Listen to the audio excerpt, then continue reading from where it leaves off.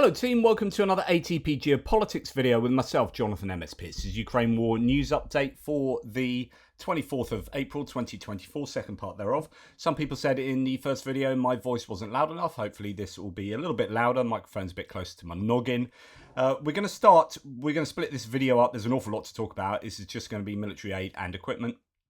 Start with the US. There's a lot to concern ourselves with regard to the aid package. Then we've got a UK section, and then aid, and then a little Russia section. So, okay. Verkhovna Rada yesterday, Ukrainian parliament was super happy with the US and the voting in the House of Representatives. So where it went first and got that majority. Here there are a couple of stars and striped flags to show their happiness with the American voting. And of course then it went to Senate last night, where the Senate voted in a way that actually surprised me. So really positive news for those who are pro-Ukrainian. US Senate passed a $95 billion aid bill for Ukraine, Israel, Taiwan and TikTok and whatnot. So good news. It's really interesting when the person called out the numbers. They actually did the wrong math. So 79 to 18 is about 80 to 20, which is about 4/5 voted, and they called it 3/5, actually 4/5. But you know, not everyone can do maths. Or math. Today, the Senate sends a unified message to the entire world. America will always defend democracy in its hour of need, said Chuck Schumer, the majority leader in the Senate for the Democrats. Make no mistake, America will deliver on its promise to act like a leader on the world stage. To hold the line against autocratic thugs like Vladimir Putin, he continued. We are showing Putin that betting against America is always a grave mistake. So we have 60.8 billion going towards Ukraine. Of course, it's not all going to military aid. We must remember that. So lots of people think it's $60 billion of military equipment to Ukraine. Absolutely not the case. And we'll talk about that in a little while. But this is really good news, because that 4/5 is an improvement for the previous iteration of this bill that passed the Senate, 70 to 29. So now we have 79, almost 80. That's almost another 10 senators have got on board with this. And I was expecting there to be some lobbying from the MAGA Republicans, which I'm sure there was, that would be talking to those people. And I thought we would have had a smaller majority this time, but it actually increased. So this is saying that there is genuine bipartisan support for aid to Ukraine. This sends a message not only to Vladimir Putin and Russia and the Kremlin, but also sends a message to China, both in terms of the aid bill to Taiwan, but also this is what we're going to do with Ukraine. Don't you dare do that to Taiwan. So there's a double message to China. But it also, and this is super important, sends a message to Donald Trump and the MAGA Republicans. This then puts Trump in a really interesting and quite difficult position, because he knows he's got his biggest supporters, your Marjorie Taylor Greene, your Matt Gaetz, your Paul Gosar, your Jim Jordan, that caucus, Freedom Caucus in the House of Representatives, who are fervently anti-Ukraine for some weird reason, because they all live in that information space. He now realizes that not only is there a really razor-thin majority in the House of Representatives, but the senators, the serious senators, are overwhelmingly in support of aid to Ukraine and elsewhere. So Trump then has to go, well, my party in the main is in support of aid to Ukraine, but the ones who most support me individually, Donald Trump, and I am so narcissistic, the ones who support me most are against aid to Ukraine. And he then has to tread a very careful path now with what he says about Ukraine aid.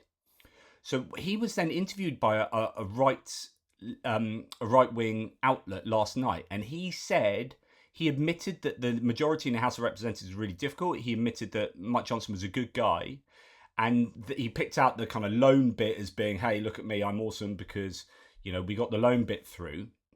We didn't really give much opinion on the conflict as a whole or on the aid package.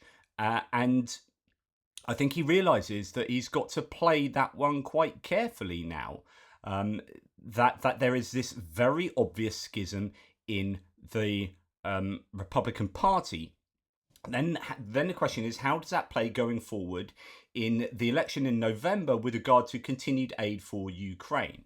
And we'll come back to that in just a second. I'm going to play you what Mitch McConnell. So he's the minority leader in the Senate. Used to be like the major player for the Republicans in driving where the Republicans have been for the last 10 years, really. I mean, this is a man I do not like personally at all. However, he's absolutely bang on with regard to the Ukraine war. And Marjorie Taylor Greene keeps talking about him only having 6% approval rating now, and etc., etc., etc. But he is in line with old school Republicanism on this issue, and he's right on this issue. She is wrong on this issue, and the Senate have got it passed, and she didn't get her will through. So anyway, let's listen to what he says here, and I'm just going to make sure it can be heard a little bit better. The demonization of Ukraine began by Tucker Carlson, who, in my opinion, ended up where he should have been all along, which is interviewing Vladimir Putin. And so he had an enormous audience, which convinced a lot of rank-and-file Republicans that maybe this was a mistake.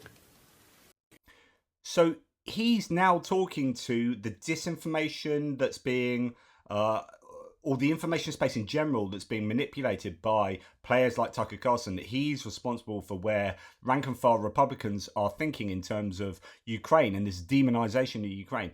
In that same speech, by the way, Mitch McConnell did a number of different things.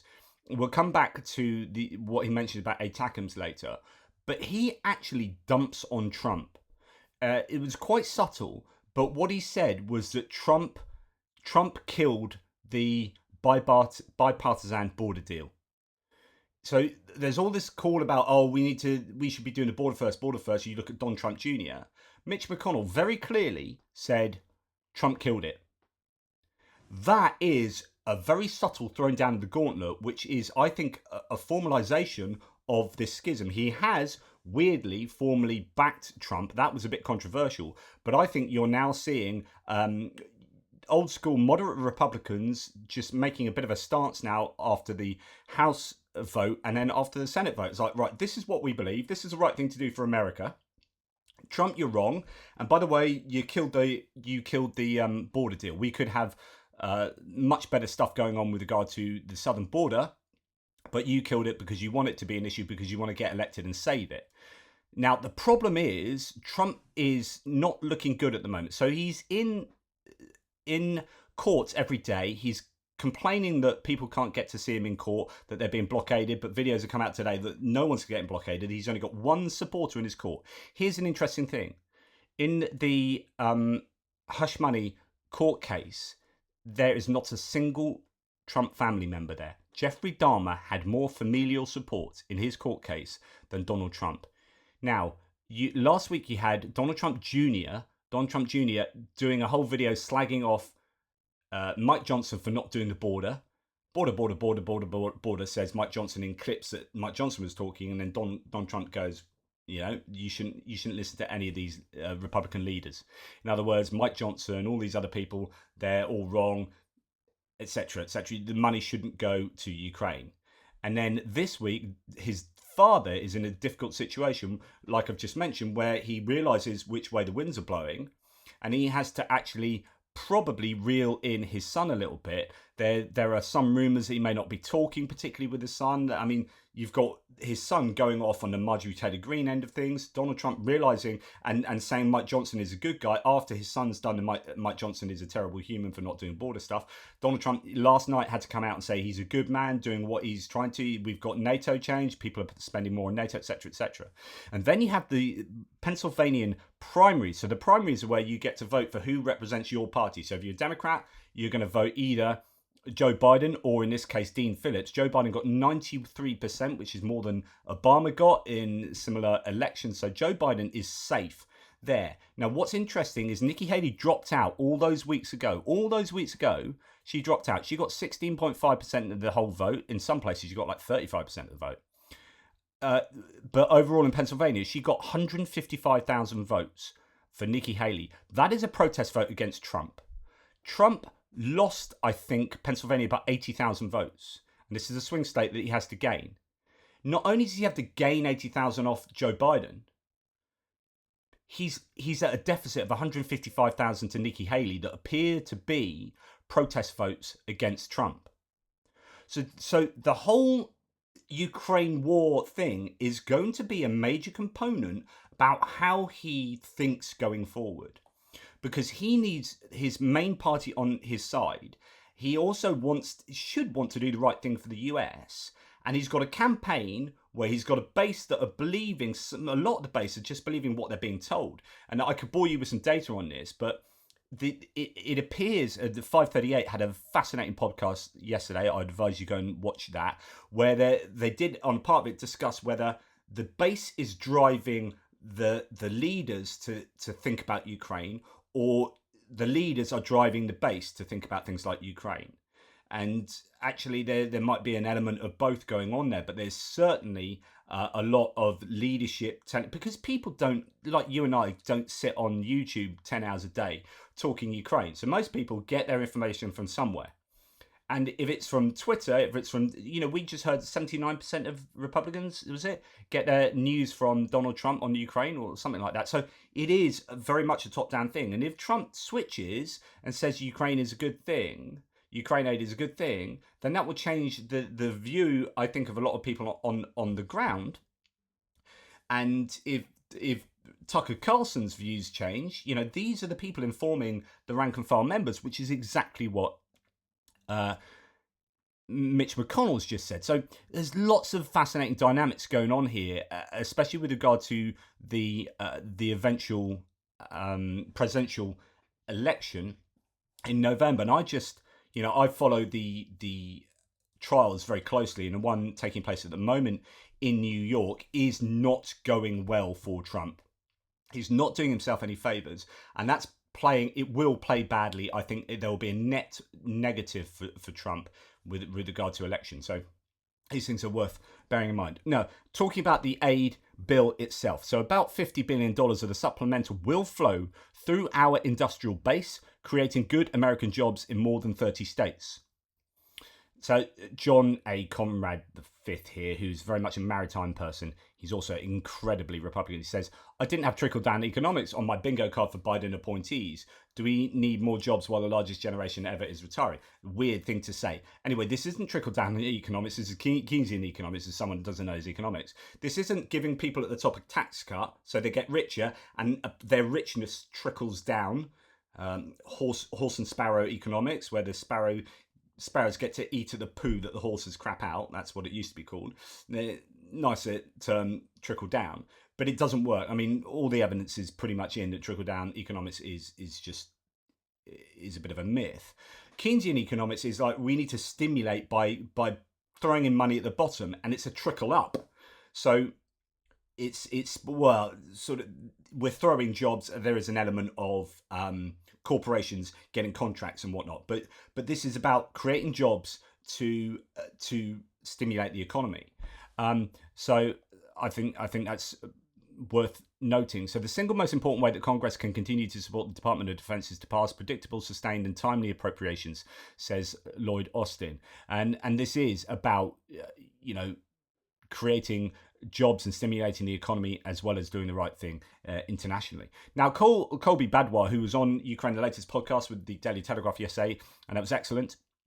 The discourse around US aid to Ukraine is so cursed that those who spread the most damaging misinformation are people who purport to support Ukraine. So we need to get the information right about this. So anyone who's claiming that $60 billion is being sent to Ukraine has not read or understood the supplemental appropriation bill. And I had this discussion with someone, made a comment like, the UK is given 500 million and US is given 60 billion. It's apples and oranges. Surely what the UK doing, we're not doing enough. Well, actually, the truth is that 60 billion shouldn't be compared to 500 million. 500 million is for military aid.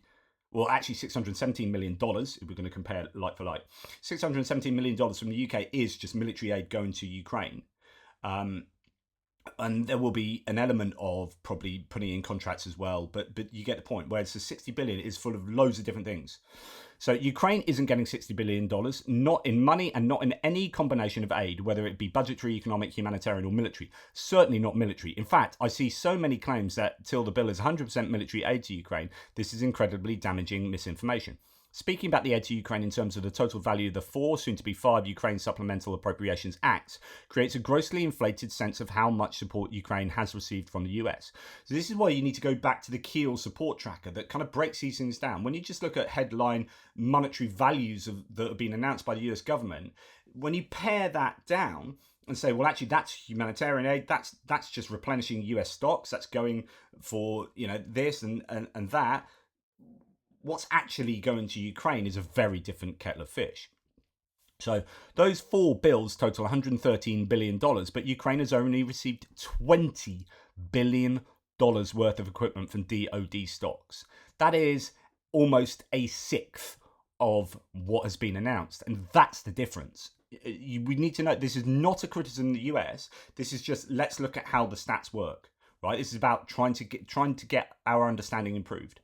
Several billion more has been delivered by USAI, so that's where they put a contract in or put an order in with a usually American defense company, and they order stuff, and FMF, he says, which is foreign military funding, where they fund foreign militaries. If more people understood the small scale of US military support for Ukraine, the discourse around it would be very different. So Colby Badwell, who's a very conservative Canadian analyst here, he advocates much more going to Ukraine. He's like, there should have been way more military stuff going previously and now. The Russians go to great lengths to push the narrative that the US is expending vast sums of money in a futile attempt to support Ukraine, and many Ukraine supporters may work very hard themselves to make the Russians' job easier. It's imperative that Ukraine supporters educate themselves on how US aid to Ukraine actually works. All the information is out there, which is the silver lining. This is a really good point. So the Russians will be telling people like Marjorie Taylor Greene that $60 billion is going from a US bank into Zelensky's pocket, right? And that's how it works. And all that money is going. And that is part of the Russian narrative. And we need to be combating that. The information is classified in many European countries, which is a whole other separate but related problem. The perception that Europe is not pulling its weight on support for Ukraine is pervasive in the US, but it isn't true. I'm so glad he said that, because I keep arguing that the EU and Europe in general have given much more as a percentage of GDP, and in real terms, like you add them all together, and that's against what someone like Donald Trump is saying and is still saying. He still said it last night. He's just wrong. Anyway, this perception was created by European governments, though, who are extremely secretive about their aid to Ukraine. Only Germany operates with the same level of transparency as the US, and in some regards is more transparent. It's a really interesting point. France gets a lot of hassle, but they do, I think, a lot more secretively, but how much, just don't know. Finland, they give a lot. They say their headline figures, but don't tell you anything about what's in those packages. It should not fall to those such as Oryx, DE, so that's German aid to Ukraine, DE Aid UA, and Jeff 2161, who's Belgian, I think, to track military aid to Ukraine. Every government should be maintaining their own lists. More transparency is a good thing, and it's not at odds with operational security. Lists can be published once systems arrive in theatre and are in use.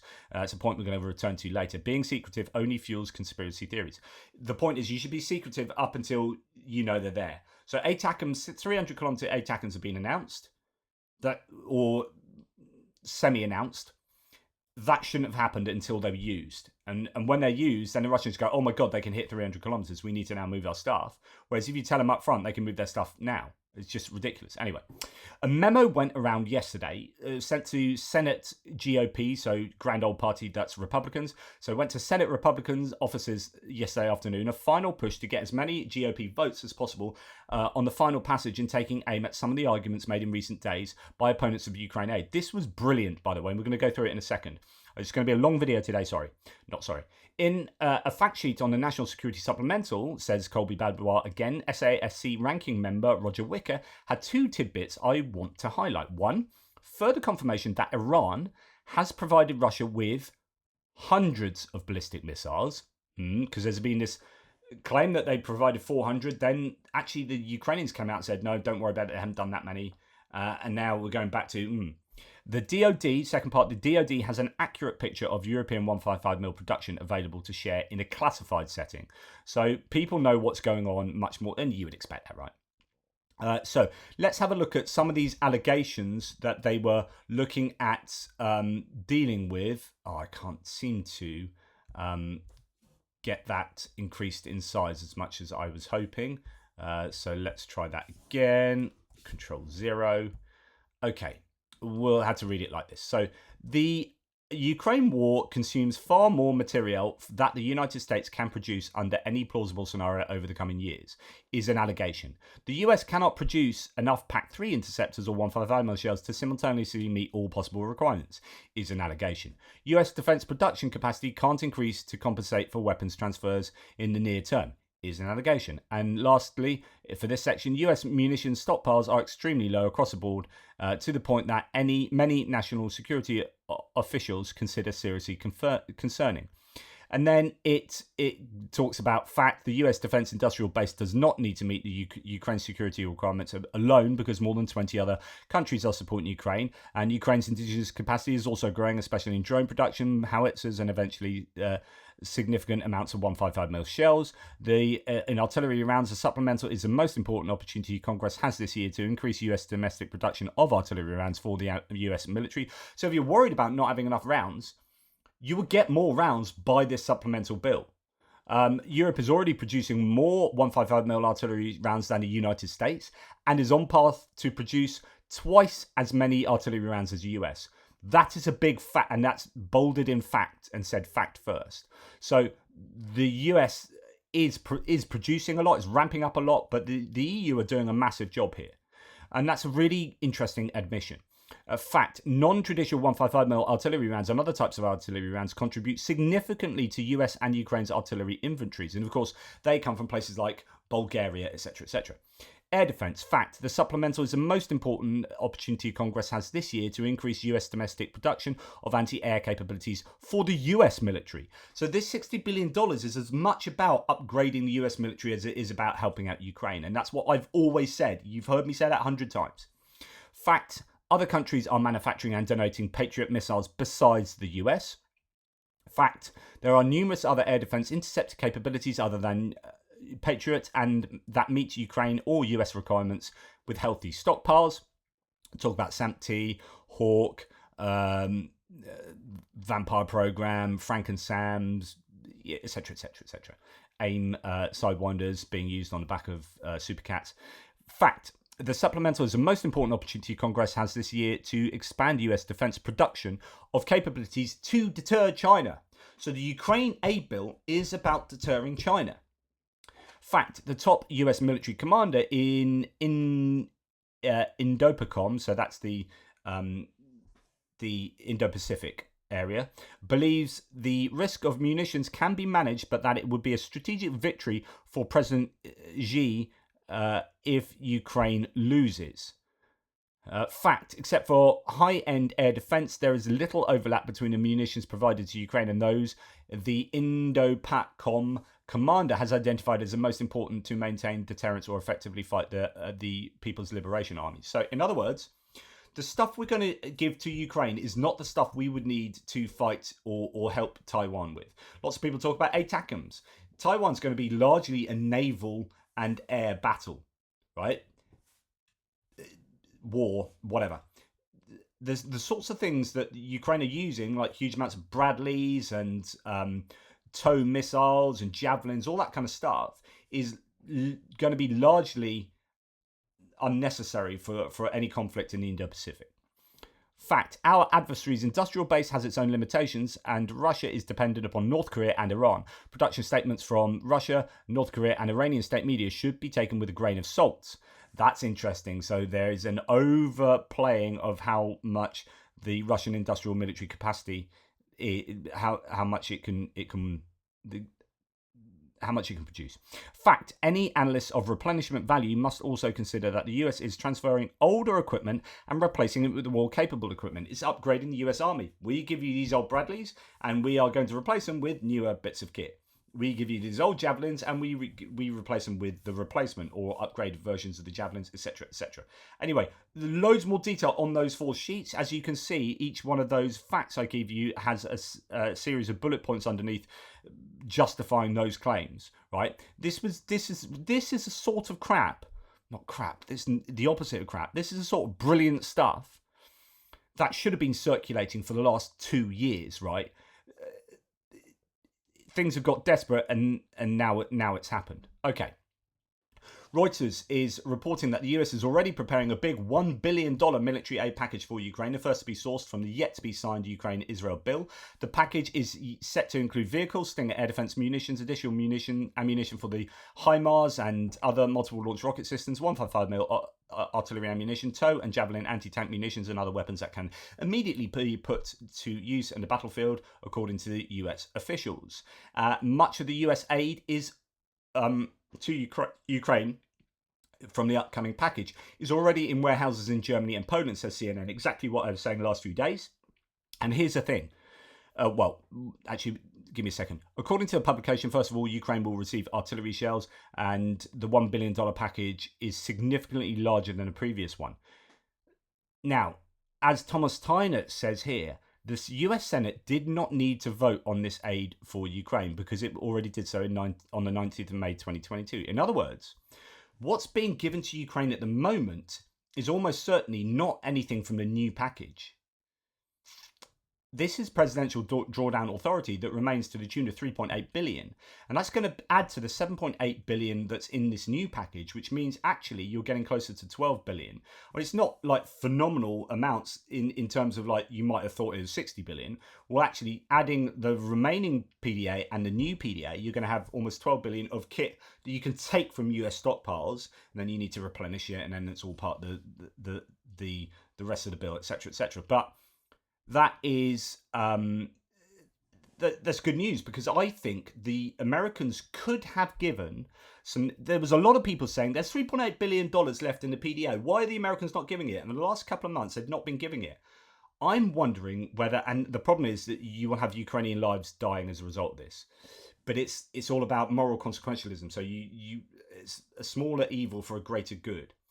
It could. This is my speculation, but it could be that the Americans who really wanted this package to get through said, this has to get through. So we've only got one chance of this, right? If it doesn't get the vote, ain't nothing going to happen. So we need to create a situation whereby it has the highest chance of getting through.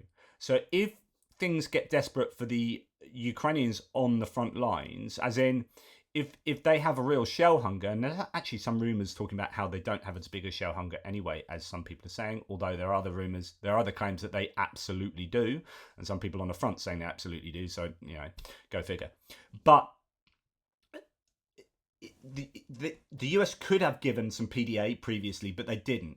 Because if they gave that, A, the Ukrainians wouldn't be so desperate, they'd still be desperate, and B, you could have some lawmakers that look at that and say, "Oh, we don't need to sign this thing yet because you just given $1 billion, so they're all right." And if they'd been able to give $1 billion and say, "Actually, we got 3.8 billion," then you would have a lot of lawmakers in both the House and the Senate going, "Oh, this big $60 billion one isn't that important anymore." So I think that had to be held back until just in case, if this didn't get through, then you'd be like spending that very wisely.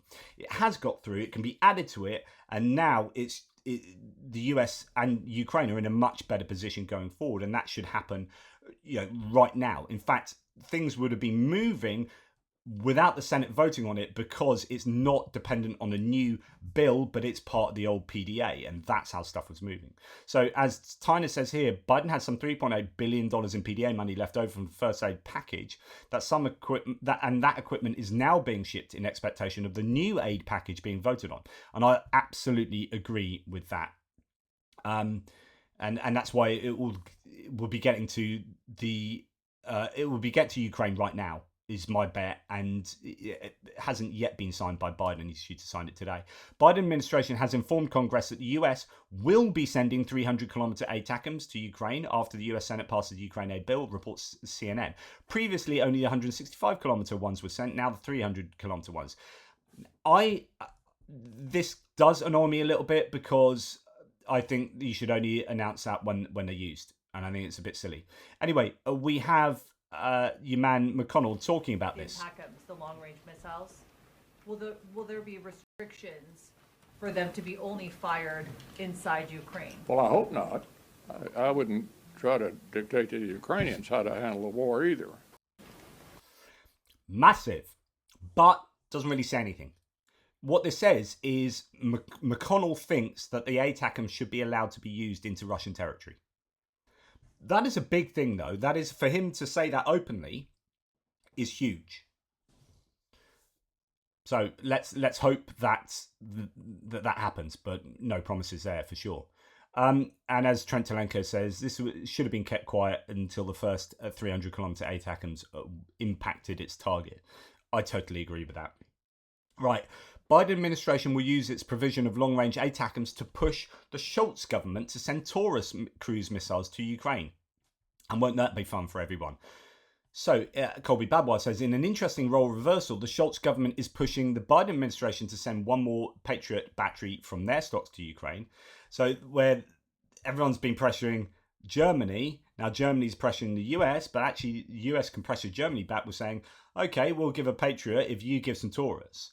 And this could open the door. It could open the door for Taurus to go. More on that in a bit. As I say, a lot to talk about. So then John Ridge says, hang on with those talking about ATACMS, because lots of people are saying now the Crimean Bridge is going to be targeted. So here's an example.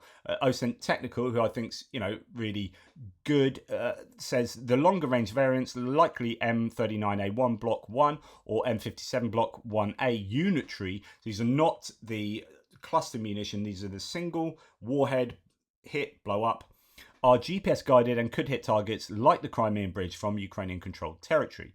And John Ridge says, hang on.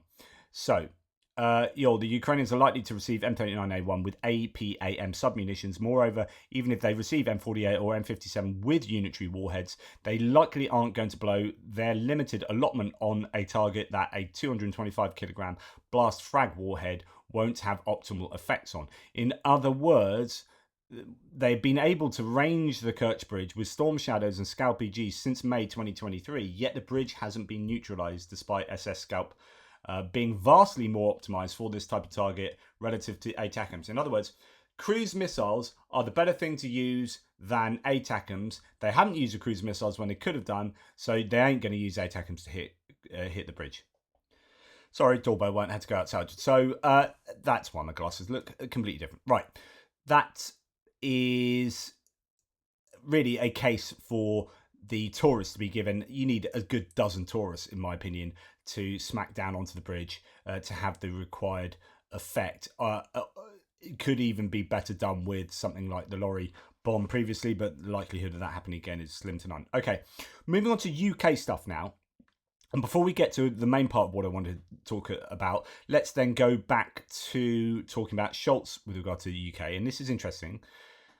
So yesterday this came out. Senior German officials said there does not seem to be any plan to increase UK defence spending at all, noting that, quote, it has stayed the same for some time. We understand about the fiscal constraints the UK has, but we all have the same fiscal constraints. This is the idea that actually the UK is, I guess, middle of the pack in terms of spending on its own defence with regard to NATO criterion, but also just in general for spending on Ukraine. The UK is actually not spending nearly as much as a percentage of GDP as other nations, and particularly, indeed, Germany. So there's a bit of a hang on guys, you need to pick it up a little bit. And then, interestingly, straight away afterwards, this happened. So Grant Shapps, the Defence Minister, announced a £75 billion spending. So it will rise by £75 billion over the next 6 years. With the world becoming more dangerous, he says, we can't afford not to act. That's why we'll invest unprecedented amounts to give our armed forces a game-changing advantage. Okay, he says, by far the largest uplift enacted since the Cold War. This increase starting today will see us reach 2.5% of GDP by 2030. So this is an increase in defense spending to get us up to an amount that reflects the threats that are going on in the world more than just the minimal 2%. That means by the end of the decade, we'll be spending over £22 billion extra a year on defense and more than double what we spent in 2010. Not only will this 75 billion keep Britain safe, it will also guarantee our long-term support for Ukraine, which is how we've today announced the largest ever military donation and an extra £500 million to help Ukraine defeat Putin. That was part of what was announced yesterday. With an axis of authoritarian states growing increasingly assertive and acting together to reshape the world, we must act to ensure we can lead our allies in this contested world. Today's uplift will ensure we can face down threats globally.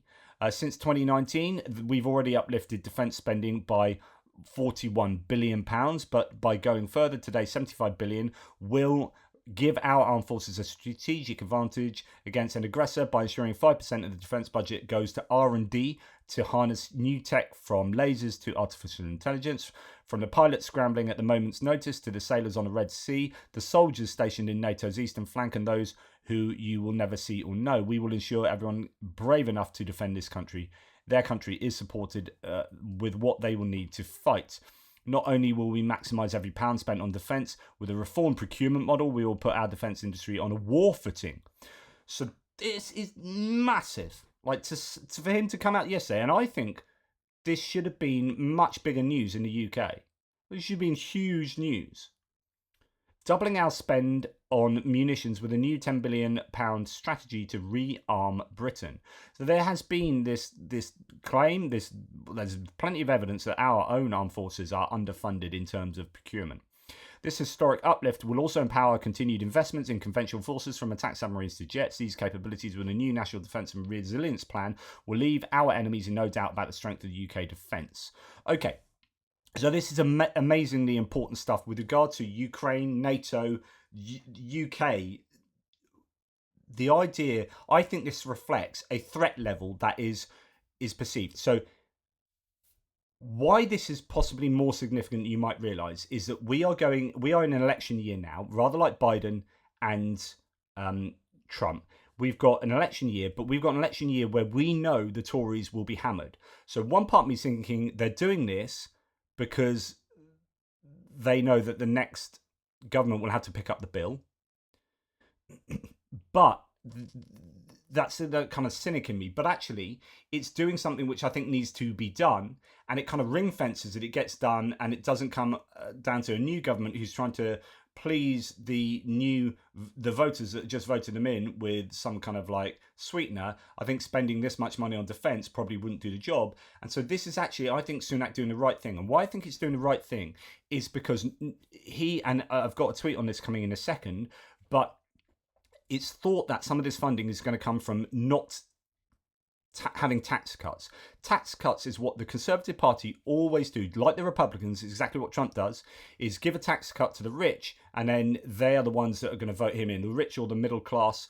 And it's the same in the UK. If you triple lock pensions in, and if you give a tax cut to the upper middle class and the rich in the UK, they are the ones who broadly vote Conservative. I'm simplifying an awful lot. And therefore you are bribing them to continue to vote for you in an election year. So election year, you will get tax cuts. And if they're not giving tax cuts, it tells you one that they know they're going to lose. So just sod it, we're going to lose. Let's do the right. Maybe it is let's do the right thing. So we're in election year, and we're not gonna waste money on giving tax cuts that probably won't give us a return on investment. Now it's too far gone. So we are just going to spend on defence. And Ben Wallace, the previous defence secretary, has come out and written an article in the Daily Telegraph. Britain has just cemented its role as Europe's leader in a battle against tyrants. He said, but the world is only getting more dangerous and Putin is not done yet. So I'm delighted that Rishi Sunak has guaranteed that defence spending will increase every year, reaching 2.5% of GDP by 2030, an extra 75 billion defence, yada, yada, yada. NATO, United States, combine the extra investment, which starts today with the additional 500 million for the front line in Ukraine, and the money will start making a difference to our own security in the coming weeks and months. Our most immediate task is to support Ukraine. If Putin succeeds, he won't stop there, so he must fail. The UK's extra aid and a supplemental package that the US Congress finally passed last week will give the brave Ukrainians the ammunition and weaponry they require to continue resisting the Russians. Actually, it's this week. It's literally last night.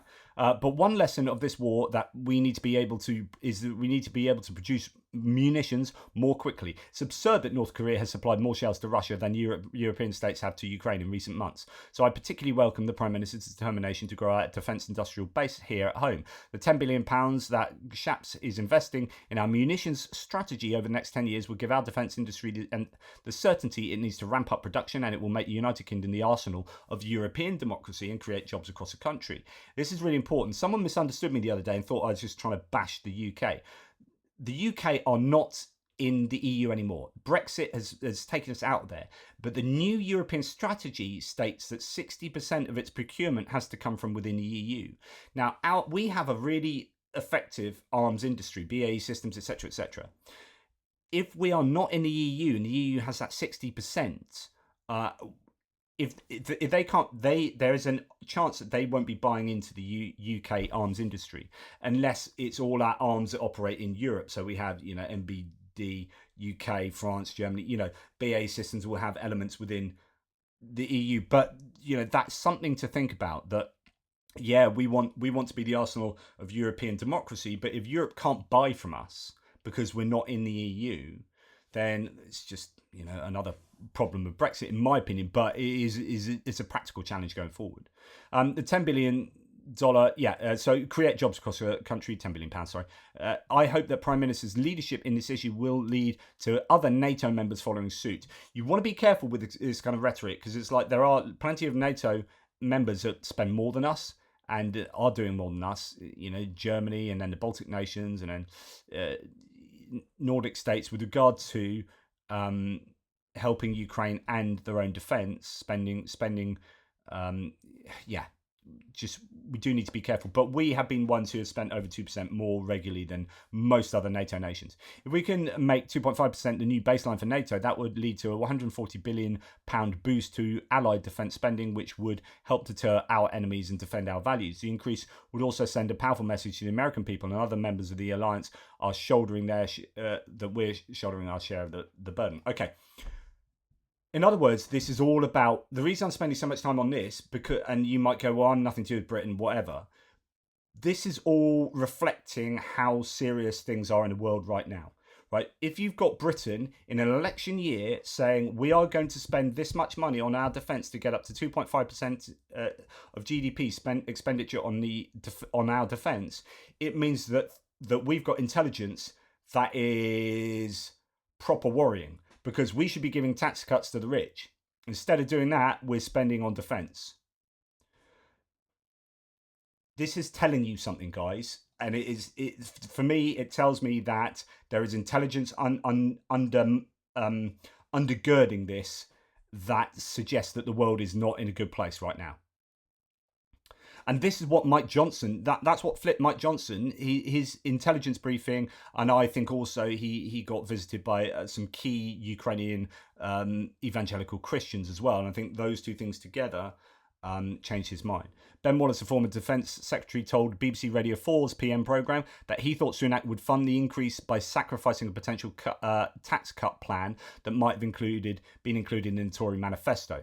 That's where you go. So Ben Wallace is thinking that. Now, we need to be careful about big money, because the £75 billion increase over 6 years is only an increase if you assume that present spending would have stayed the same. But if present spending had stayed the same, it would not have matched inflation, and therefore we would have failed to get 2% of GDP on defence. So it would have gone up anyway. So when they say it's a £75 billion increase, I don't know how much of that would have been what would have naturally increased anyway with inflation over time. But just be careful that you aren't sold a fast one. So it's only that if you assume that spending would otherwise have been frozen in cash terms for 6 years, i.e. only that the government was, until today, planning to breach its NATO commitments. This is such an unhelpful way to present the figures.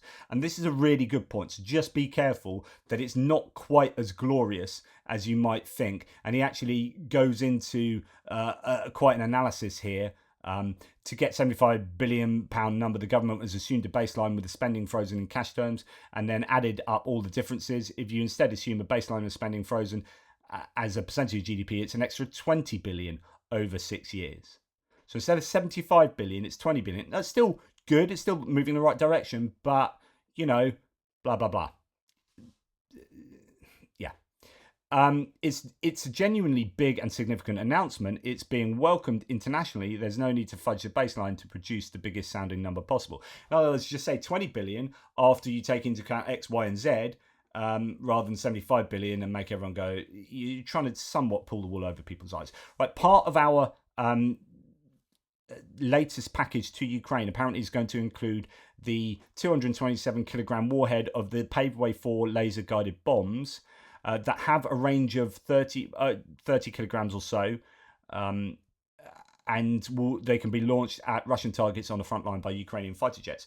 The idea is that these can be adapted to Ukrainian jets and to the F-16s, I believe. In fact, I think F-35-2s can release these.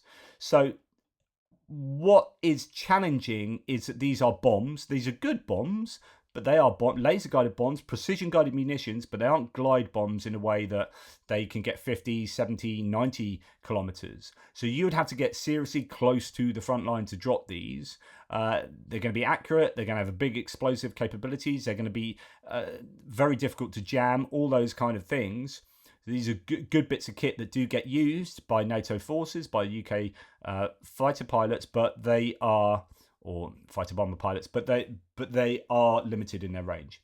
Okay, moving on. Largest convoy of fire and rescue vehicles leaves UK for Ukraine. So 33 vehicles, including 20 fire engines, the largest convoy of its kind to date, carrying more than 2,800 pieces of equipment such as ladders, boats and breathing kits to the war-torn country. So this is absolutely fantastic, really cool. More than 100 volunteers from 15 fire services which have donated the equipment through the organisation Fire Aid, are taking part in this convoy, which has been sponsored by the Home Office. Absolutely fabulous. Really proud of that. Good stuff. What else? German opposition has called on Rishi Sunak to talk to Olaf Scholz about the supply of Taurus missiles. And now that the UK has said, we're spending loads of money and we're sending these bombs and we're sending Storm Shadows, the German opposition are now appealing to Rishi Sunak, who I believe is meeting Olaf Scholz today in Berlin, to get him to say, hang on, mate, how about some Taurus, buddy?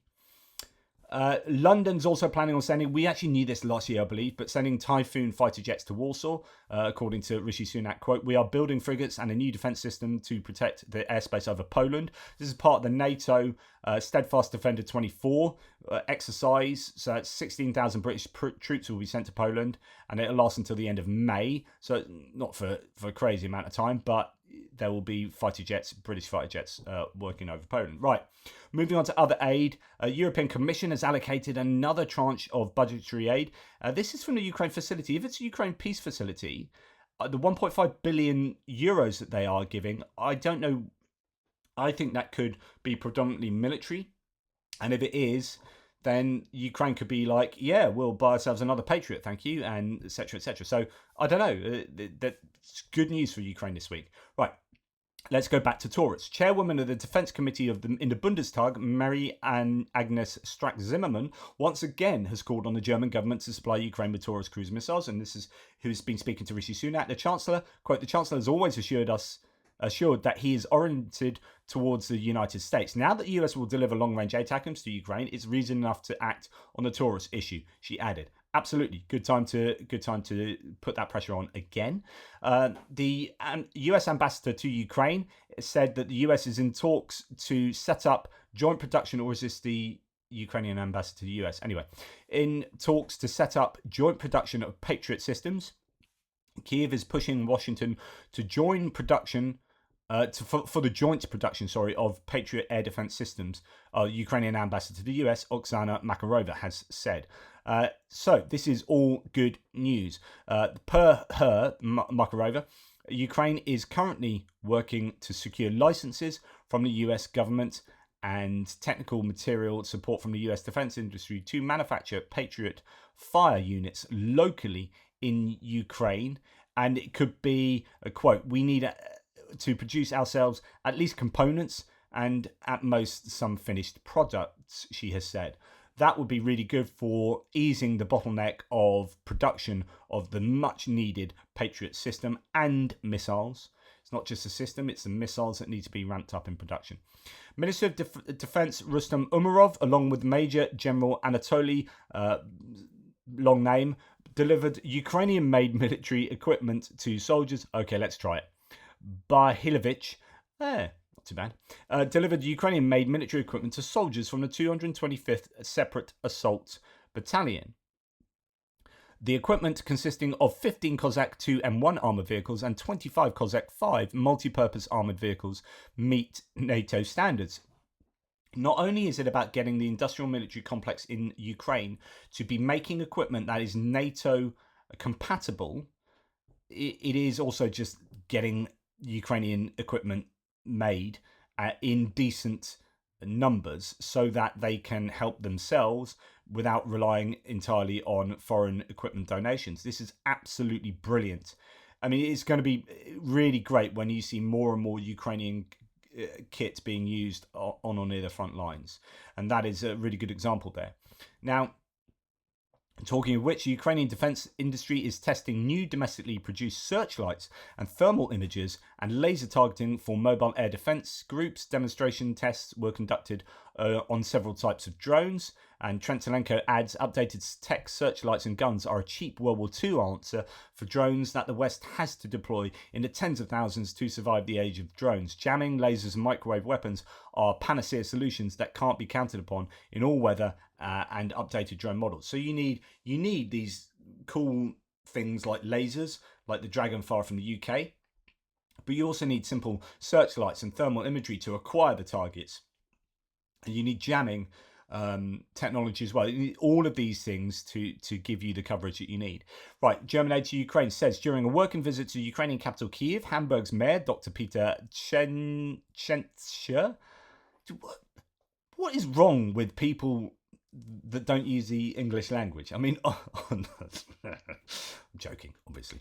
Anyway, Peter Tschentscher handed over 3 buses for passenger I know, like, I don't need a lecture of how to pronounce that. I know I'm going to get like 50 of you going, actually, you need to pronounce it like this. I could easily find out myself. Time. Handed over 3 buses for passenger, but this is now, there's going to be like 50 people to go, you told me not to, I'm going to do it anyway. This is how you should pronounce it. 3 buses for passenger transport, that's all I'm trying to say. A further 6 buses are ready to be transferred to Kyiv in the near future. Awesome stuff. It all helps. You know, you've got fire engines, you've got buses, you've got military vehicles. Latvia is ready to provide Ukraine with a short-range air defense system. This was stated by the Latvian Defense Minister Andris Spruds.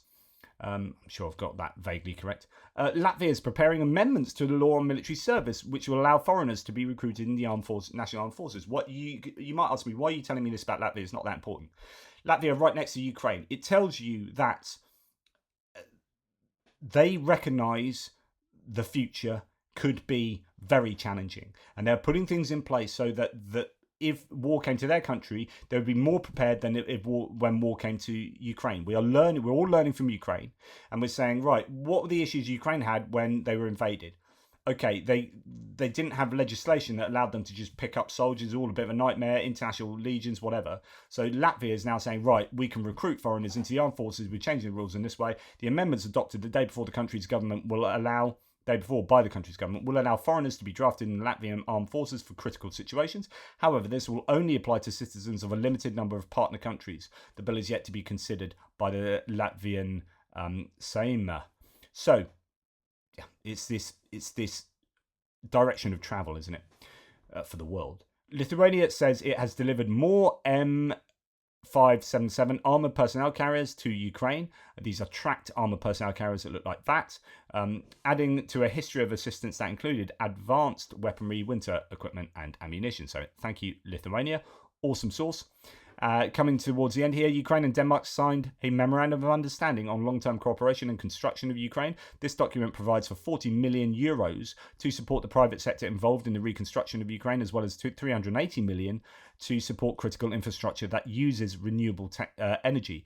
Really good news there in terms of climate change and all that, but also my belief is that a lot of renewable energy solutions would be perfect for Ukraine if they could be inputted now, because you would just not be able to destroy them in one fell swoop. When you have a diverse energy portfolio, but also in ways like a big wind farm. To destroy the big wind farm, you've got to take out all those windmills, which is lots of missiles rather than just a few at a thermal power plant. So, I think there might be advantages, but obviously disadvantages as well, and you need a lot of power, etc., etc. Okay, which is why I think nuclear is the answer, because they won't send missiles at nuclear, and if they do, it's all over anyway. Right, Canadian manufacturer of armored vehicles, Rochelle. So this is a company that's actually run by someone of Ukrainian descent, and they employ loads of Ukrainian refugees. They make the Senator armored personnel vehicles, or basically APVs, that are based on a security van for I think the original ones were based on security vans for like money transfer commercially, and then they turned them into military vehicles, and they've already given over well over 1,000 of these already to Ukraine. In fact, one was on a destroyed list the other day. But anyway, they have now said, well, Germany, you're struggling to get 400 armored vehicles to Ukraine. I'll tell you what, we'll do it for you. So they've offered to replace a failed German contract for 400 armored vehicles to Ukraine with its vehicles. It's like, we'll make hay while the sun shines. Right, moving on to a bit of what's going on with regard to Russia. Erik Kristoffersen, the chief of defense in Norway, has said Russian armed forces are improving at a faster rate than expected. General Kristoffersen believes that the Russian Federation has, quote, basically moved into a war economy and is now capable of producing weapons at a higher rate than in 2023. I'd agree with this. The question is how high. Quote, the modernized or the rebuilt Russian forces closer to us now than I would say 1 year ago, based a lot also on what they are receiving from Iran and North Korea, and how they've been able to basically not have sanctions have the effect that I expected them to have had you asked me last year, he said. Doctrinally, Russia is also learning lessons from a failed invasion in 2022. Quote, they have these lessons learned that they're using. I think it took them some more time, but if you have a very hierarchical system, once you have learned some lessons learned that you actually want to implement, they can do it fast. So if they decide to move from manned to unmanned systems in one area, then when they decide to do it, it will go fast, Norway's defence chief concluded. Kristoffersen added that he's impressed by what Ukraine has managed to do, especially as it has been short-handed the last 6 months in terms of weapons to throw at the Russians. He specifically called out that Ukraine has managed to do in the Black Sea without a navy of its own. And then Shoigu, remember I reported this previously today, promised to bomb Ukraine after US military aid approval. Words. Quote, Washington intends to allocate nearly $61 billion to the Kyiv regime to prevent the collapse of Ukraine's armed forces. In proportion to the threats posed by the United States and its allies, we will continue to improve the composition and structure of the armed forces, increase the production of the most popular weapons and military equipment. We will increase the intensity of strikes against logistics centres and storage bases of Western weapons, Shoigu said at the Defence Ministry Board meeting. Now, I will say just quickly what I said earlier, which is that he might say that, but if they were able to do that, they'll be doing that now. They wouldn't be eking it out for Ukraine. Russia are going to be operating at 100% of what they can do right now. And the only way they can do more is to ramp up their indigenous production at the expense of their larger economy and workforce. And that's why they might not have done all of that so far. But it's not like they've got loads more stocks that, we're going to bomb you even more. Let's use those 2,000 missiles we had just sitting around doing nothing. So there's lots of evidence to suggest that they are bombing at the rate they're producing at the moment. And that's why you have these big gaps. And that's why the missiles are stamped with the dates from this year. So I think the only way he can do what he says he will do there, I think it's an empty threat here. The only way he can do that is if they get significant help from allies and that includes China, to either produce more stuff or get more stuff from North Korea and Iran. and possibly China. If that can happen, then he can come through true on his word there. But otherwise, I think that's broadly hot air. Even though you got Christopherson saying that the Russian armed forces have improved at a faster rate than expected, I agree with that. I don't think that's untrue. They are producing more than we thought they would, but considering where they need to be, it's not enough, and considering their attrition rates, it is not enough, and they will be hurting economically as a result, and in terms of population, with throwing all those troops into the meat grinder. Anyway, that's enough from me. You've definitely heard enough from me. It's a huge one today. Please check out my live later with Jake Bro. I need to go and work out my questions. Take care. Speak soon.